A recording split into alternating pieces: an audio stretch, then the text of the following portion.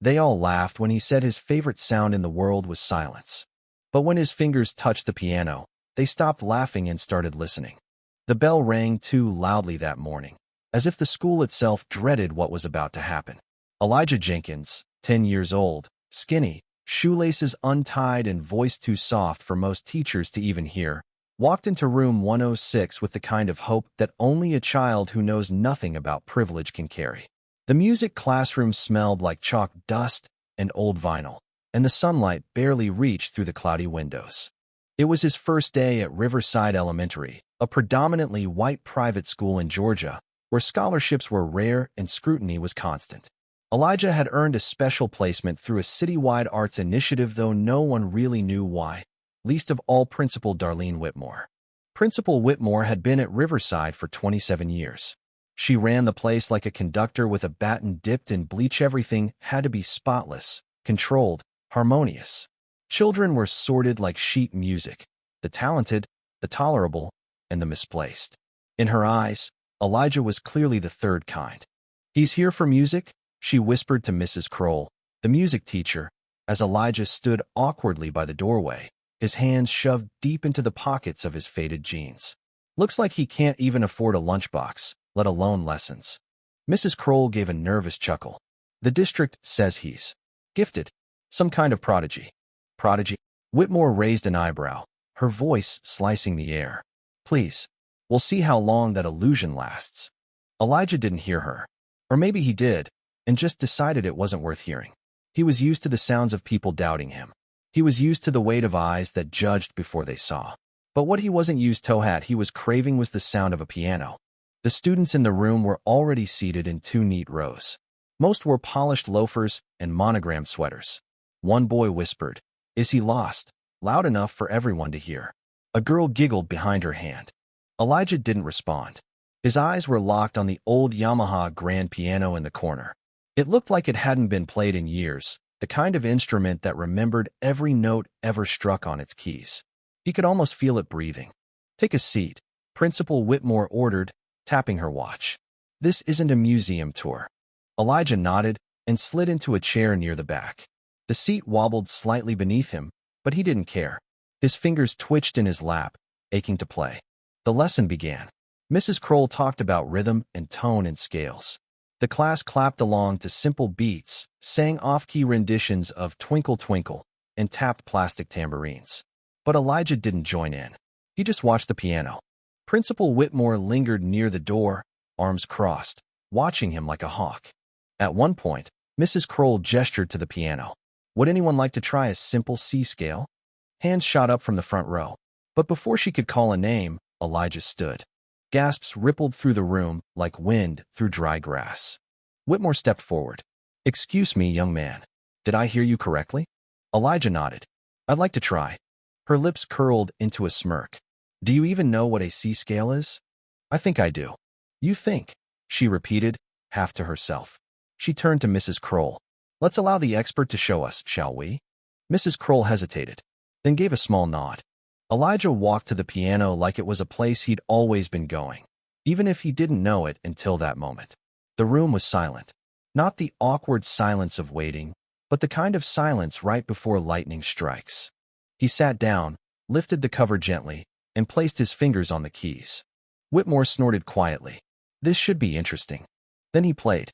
Not just a C scale. Not just notes. He played like he was remembering something from a dream he'd never had. Like he was telling a story in a language only he could speak but everyone could understand. The notes danced, then whispered, then cried. The children leaned forward.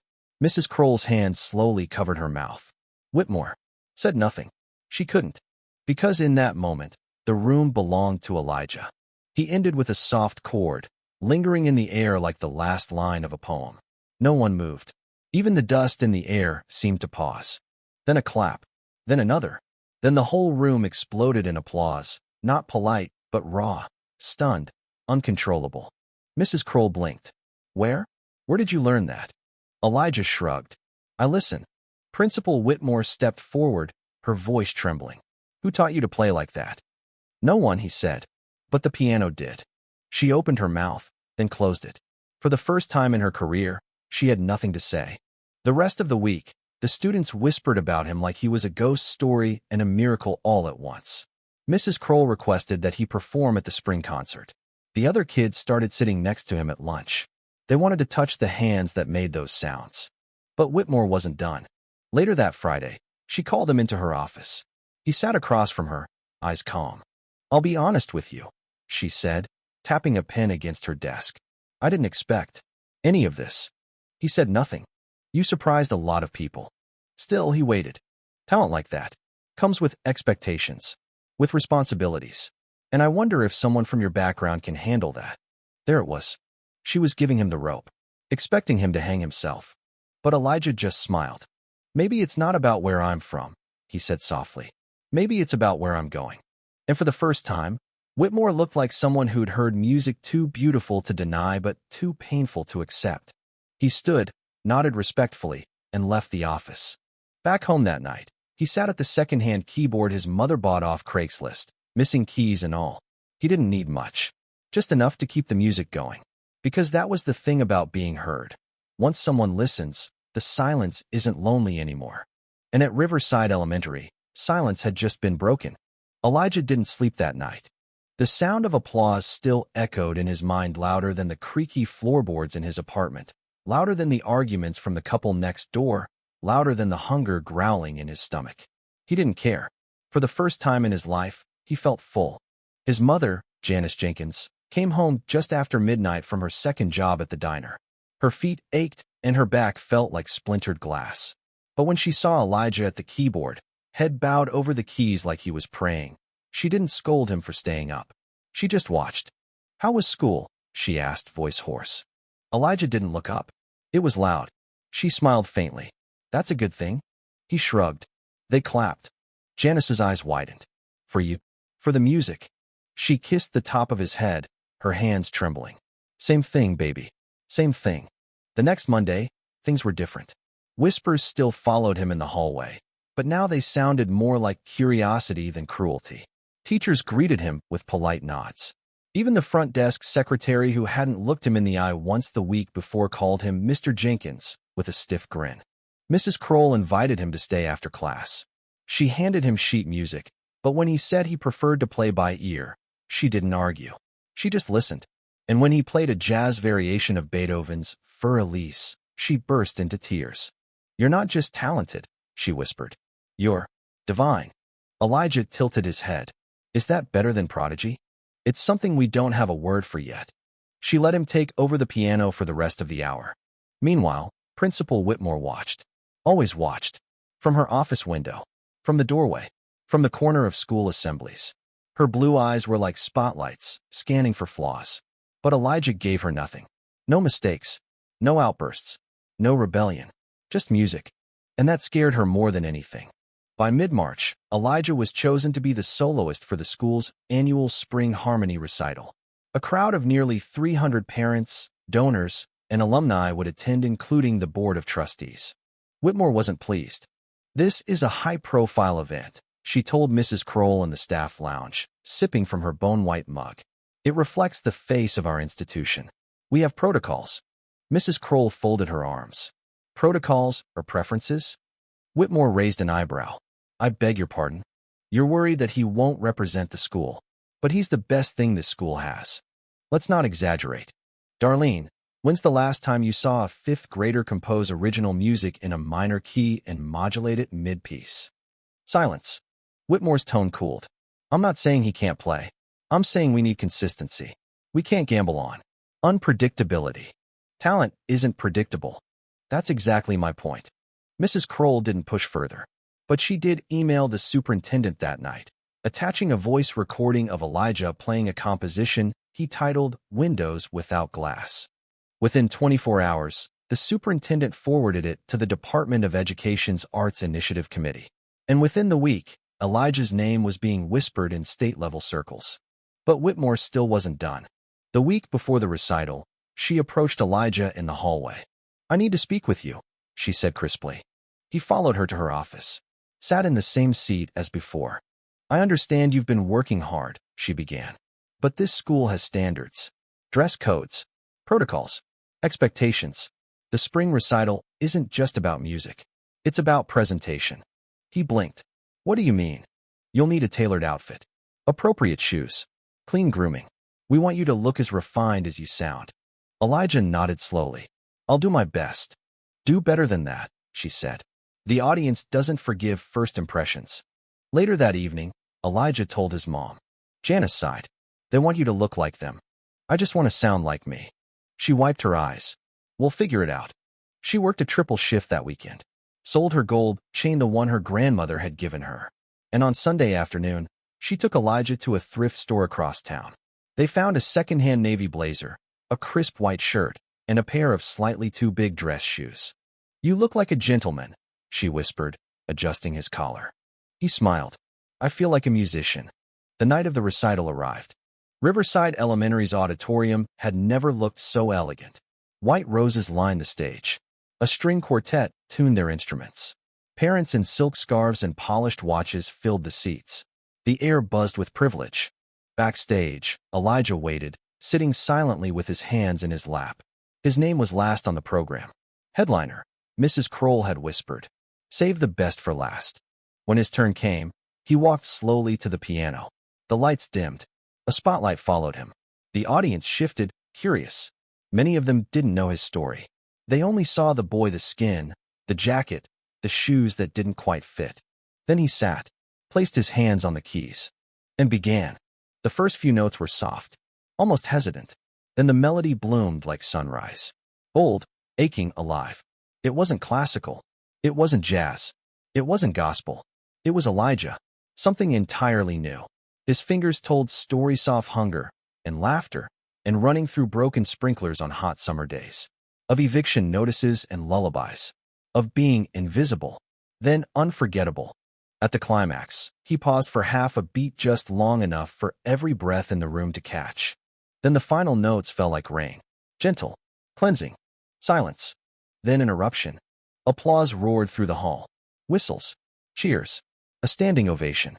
And in the front row, Principal Whitmore stood, too slowly, reluctantly, but fully. Her hands moved together, clapping against something she didn't want to admit.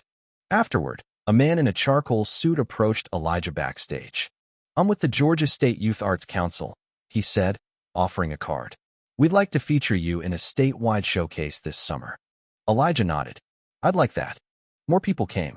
Photographers, reporters, a woman from NPR. But the one person who meant the most was his mother. She pushed through the crowd, eyes shining, and hugged him so tightly that for a moment, the world disappeared. You didn't just play, she whispered. You spoke. The next morning, the local newspaper ran a headline. Boy from Boulevard Heights brings auditorium to its feet. Principal Whitmore clipped the article and placed it in her office file. She stared at the photo, Elijah, bowing in front of a standing ovation. She tapped her pen against the edge of the desk, then picked up the phone. This is Principal Whitmore. Yes, I'd like to nominate one of our students for the district's Artist of the Year. Pause. Yes, Elijah Jenkins. For the first time in her 27-year career, Principal Darlene Whitmore felt unsure. Elijah Jenkins was no longer a curiosity she could politely dismiss. He had become something real, something undeniable. She had tried to contain him first with condescension, then with protocol, then with pressure. But he had slipped through every attempt like melody through fingers. Now, the community was watching. The Board of Trustees had praised his performance. Donors had taken notice. The superintendent had sent a personal letter of congratulations to the school, and her name was attached to it all. Still, something unsettled her. This wasn't the kind of attention she liked. This was unpredictable. This was a force she didn't control. She began digging. She called his former school, spoke to the counselor, asked about behavior records, attendance, anything that might allow her to regain control. But there were no red flags. Just a note in the file. Shy, quiet, exceptionally musically inclined. Withdrawn after parent lost employment. She tapped her pen. No father listed. The counselor hesitated. No, it's just him and his mother. Any history of instability? Conflict? A pause. No, ma'am. They've had it rough, but the boys. Solid. Solid. That word echoed in Whitmore's mind like a challenge. She returned to school with a new strategy, containment. Praise him in public, Manage him in private. Keep him close enough to claim, but far enough to control. Elijah, she said that Thursday as he passed her office. Do you have a moment? He nodded politely and stepped inside. She gestured to the chair across from her desk. I want to commend you, she began. You've brought tremendous pride to Riverside. Your talent is extraordinary. Thank you. I've been speaking to district officials. They're considering you for the Artist of the Year award. Very prestigious. Comes with scholarship opportunities, statewide recognition. It's a big deal. His eyes lit up. Wow. I didn't know. Of course, she said smoothly. But with great recognition comes great responsibility. There will be interviews, public appearances, expectations, and the school will be closely associated with you. I understand. She leaned forward, voice dipping. And I just want to make sure we're aligned. In how you represent the school, how you carry yourself, what you say publicly. He frowned slightly. What do you mean? Nothing controversial. Nothing political. We want to keep the focus on your music, not your circumstances. My circumstances. You know, your background, your neighborhood, that sort of thing. He was silent. We've worked hard to build Riverside's reputation, she continued. It's important that we present a unified image. Excellence. Clean lines. No distractions. The words hung in the air like smoke. Elijah stood slowly. My music is my background. Whitmore's smile twitched. Of course. I'm just suggesting we don't dwell on the personal. He nodded, but something in his eyes had shifted. When he left, she felt relieved. But she should have known better. That weekend, Elijah was invited to perform at a citywide youth arts showcase in Atlanta. The event was held at the Civic Theater, a grand stone building filled with velvet seats and flashing cameras. Performers came from all over: ballet dancers from Buckhead, painters from Midtown, violinists from Sandy Springs. Elijah was the only one from Boulevard Heights. He wore the same thrift store blazer, same shoes. But he walked taller now. When it was his turn, he stepped onto the stage without a word. He sat at the Steinway grand piano and began to play a piece he had written just that morning. It was called Questions They Never Asked Me. It began quiet, almost cautious. Then it grew. Angry, bold, defiant. The notes clashed and soared. They screamed in harmony. They wept in dissonance. It was the sound of a child who had never been asked how he felt, of a boy who had been observed, judged, but never heard. When it ended, the silence that followed was heavier than applause. Then the crowd rose. People cried. Strangers hugged. One woman shouted, "That child is a revolution." Local news stations ran the story. His performance went viral online. And when the reporter asked him backstage how he composed such a powerful piece, Elijah looked directly into the camera and said, "Because some people want my music, but not my story, and they can't have one without the other." Monday morning, the tension in Principal Whitmore's office could have snapped string. She slammed the printout of the online article onto her desk. Atlanta youth musician speaks truth to power. Elijah Jenkins criticizes school silencing tactics, says they want my music, not my story. She called Mrs. Kroll in. "Did you see this?" "Yes," Mrs. Kroll said calmly. It was brave and true. Whitmore's jaw clenched. He misrepresented the school. He spoke his truth. We can't have him implying we're racist. No one said that. But maybe you're hearing what you don't want to admit. Whitmore stared her down. You're too close to him. I believe in him. You're letting emotions cloud your professionalism. Mrs. Kroll's voice hardened. You're letting fear silence a miracle. That afternoon, Whitmore requested a meeting with Elijah and his mother. The room was too bright, too quiet. Janice sat next to her son, one protective hand resting on his knee. Whitmore began coldly. "We're concerned." "About what?" Janice asked. "Elijah's statements, public remarks. They've created a perception problem." Janice's smile was razor-thin. "Whose perception?" "Elijah represents Riverside now. His voice matters, but he needs guidance. He doesn't need to be muzzled."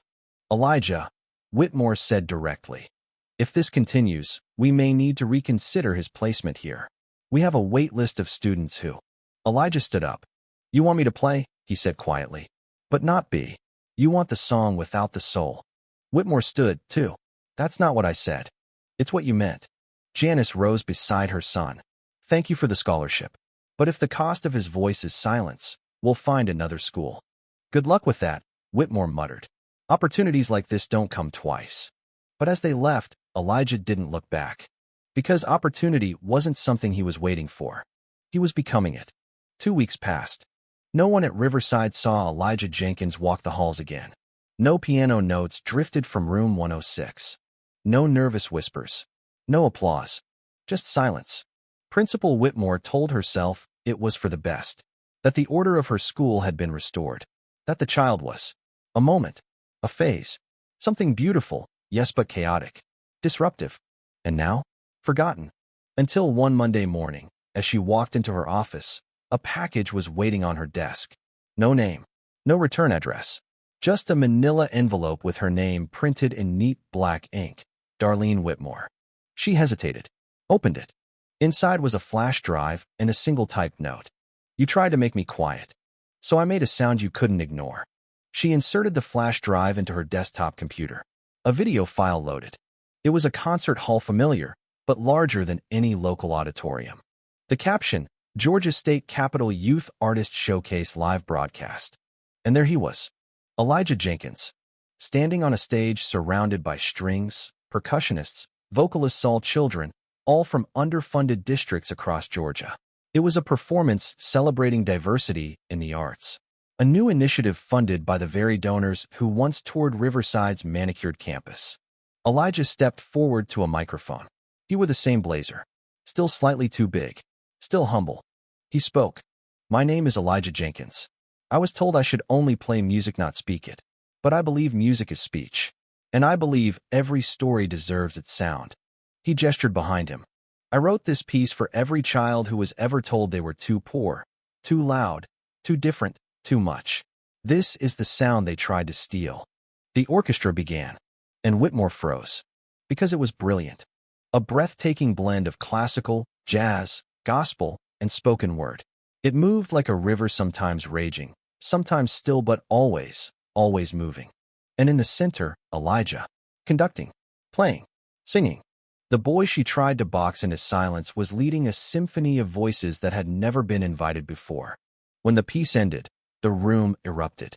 The governor himself rose to his feet. Journalists shouted his name. Parents wept in their seats. And Whitmore sat at her desk alone, watching a child soar without her. She closed the video, shut her laptop. For the first time in years, she didn't reach for her coffee. She stared out the window, and for a moment, she thought she heard music. Across the city, Elijah and Janice stood outside a brand-new art center bearing a bold bronze plaque. The Jenkins House of Sound, founded for children who deserve to be heard. It had all started with one email. A philanthropist had seen Elijah's viral performance. She'd grown up in the same neighborhood, now lived in New York, and wanted to fund something lasting. Janice had cried. Elijah had been quiet. Then he'd smiled and said, "Can it have a piano in every room?" Now it did. The Jenkins House of Sound became a haven. Kids came after school, kids with holes in their shoes, kids with bruises they didn't explain, kids who whispered when they entered and shouted with joy when they left. Elijah taught piano there 3 days a week. Not theory, not grades, just how to feel, how to listen, how to tell the truth with sound. One rainy afternoon, a boy with torn sleeves and wide eyes entered the room. He walked up to the dusty, upright piano in the corner. Didn't say a word. Elijah watched him for a moment, then sat beside him. Want to try? The boy nodded. Elijah took his hand gently, guided it to middle C. Start here, he whispered. This is where the silence ends. 3 years later, Principal Darlene Whitmore sat quietly in the back row of a packed auditorium. The program read, Georgia State Youth Arts Gala Honoring Legacy in Education. Her name was not on the schedule, but Elijah's was. He stepped on a stage in a tailored suit, this time fitted perfectly, still humble. Still the same soft eyes. Still that quiet fire. Before he began, he looked into the crowd and spoke. There are people who try to silence me. His voice was calm. There are people who told me I was only valuable if I stayed invisible. If I only played what they approved. If I only made them feel safe. He paused. But music was never about safety. It was about truth. And truth is uncomfortable. Truth is beautiful. Truth is loud. A murmur moved through the crowd. Some people applauded. Others looked around, unsure.